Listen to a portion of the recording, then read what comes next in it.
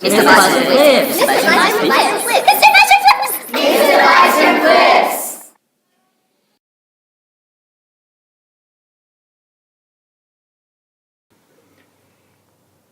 So Year 12, we're going to continue our study of Metropolis, and today we're going to explore primarily the sequence called Intermezzo.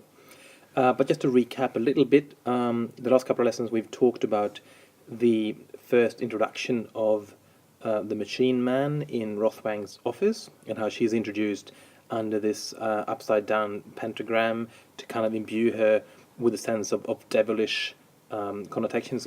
It's almost as if we're trying to draw the powers of darkness into this machine. So we're kind of foreshadowing already what she will bring. And this has been contrasted through the cross-cutting to Maria's sermon, or particularly, first of all, to Frieder at his machine, where he's slaving away at the machine, taking over the job from Georgie 11811, and he takes over the energy and ends that scene, as we talked about the other day, in a sort of crucified position on the hands of the big clock hands, and eventually calls out for his father to assist him.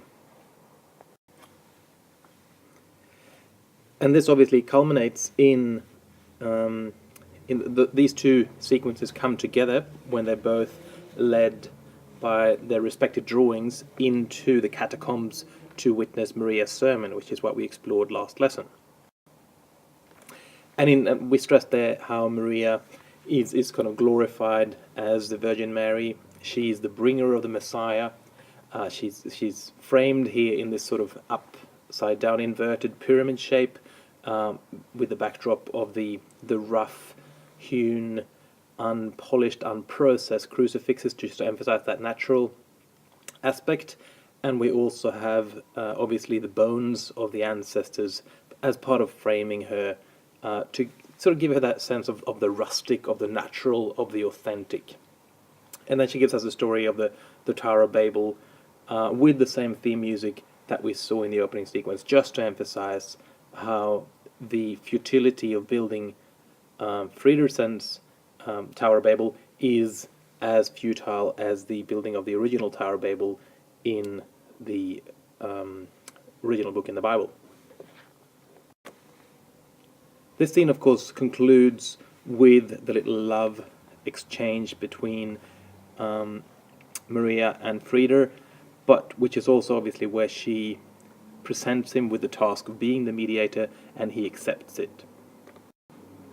He says, "You summoned me," and she's relieved that he's finally come. And so they promise to meet the next day in the cathedral. And that's kind of where we left off. So the next sequence, as I prefaced in class, is about Maria being captured by Rothwang, because obviously Rothwang has both been instructed by Friedersen, but also has the plan of capturing Maria and thereby also destroying Joe Friedersen at the same time. And so we have this capture of Maria where she's first shown to be really fragile in the way that she explores the dark catacombs, which is hidden by all these niche shapes, and there's all this darkness and uncertainty, and obviously all the skulls around her to signify the looming death and the danger that she's in, and the fragility of that one little candle that she holds. But at the same time, we're lighting her up in these bright colors.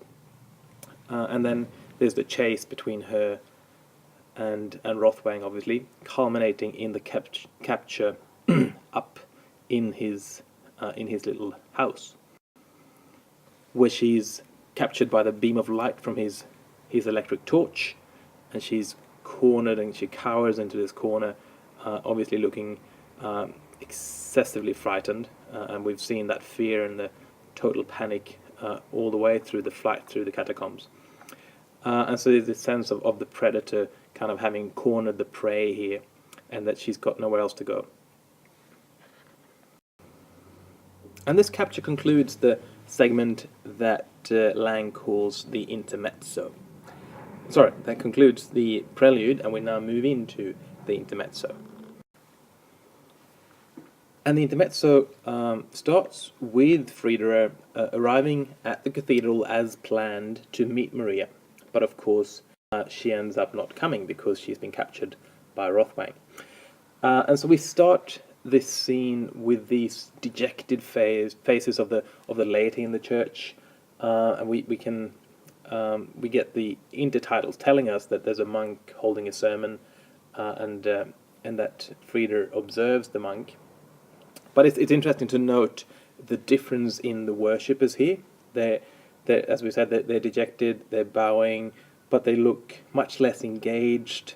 They're not spellbound as such. They're more maybe frightened, and they're sort of cowering around this preacher, which obviously is partly because of what he's preaching and how he's delivering more the messages about. So we're still dealing with Babylon, but with the Tower of Babel, or the Great Babylon, and how she will bring destruction at the end, as discussed in the book of Revelations.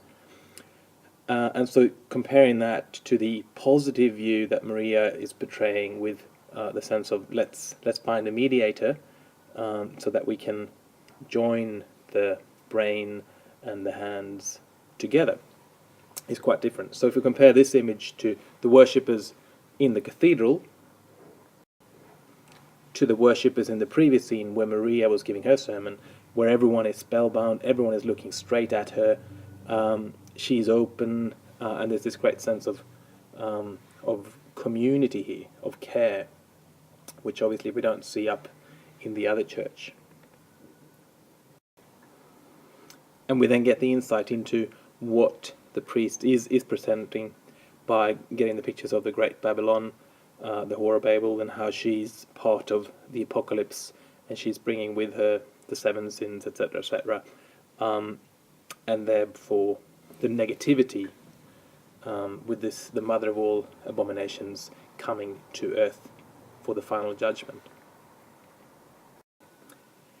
As everyone else leaves the church, of course, Frida goes behind the great altar and gets to meet the seven deadly sins, and Death, who's sort of their leader. And this obviously is not a central motif at this point, but later on, when we come to his nightmares, these seven figures obviously come to play a central part. But at this point, it's mainly emphasizing the role of the seven sins, and he just gets a chance to say to Death that I didn't used to fear you, but now that I'm in love, I'm greatly frightened of dying. We then have a series of beautiful segues here. So he exits the church and he feels in his pocket the hat, and he takes out the hat that says Georgi 11811, which becomes the segue into Georgi stumbling out of the Yusakawi nightclub, absolutely exhausted from a night in sin, and then that leads to him being arrested by the Thin Man and being brought to the office of Josaphat. Sorry, that's the apartment of Josaphat, of course.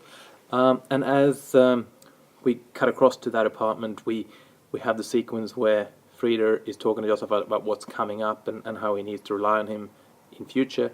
And then we have this beautiful exchange as Josaphat says goodbye to Frida going down one elevator, and up in the other elevator we have the Thin Man coming to sort of reveal to Josaphat that he knows everything and how he needs him to help capture Frida.